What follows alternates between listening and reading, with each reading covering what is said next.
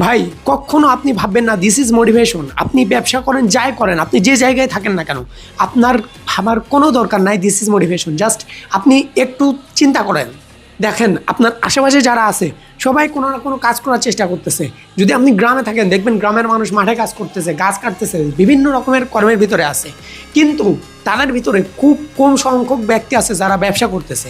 And আপনি আপনি যে এই মুহূর্তে ভিডিওটা দেখতেছেন, আপনি আমার নিশের হলে আপনি ডেফিনেটলি বিজনেস করার চেষ্টা করতেছেন। এখন আমার কথা হচ্ছে, আপনি দেখতেছেন যে খুব কম মানুষ এই বিজনেসের মধ্যে আছে, তাদের আন্ডারে অনেক অনেক লোক কাজ করতেছে। এখন আপনি কেন ওই খুব কম মানুষের মধ্যে একজন কেন হতে চাচ্ছেন না?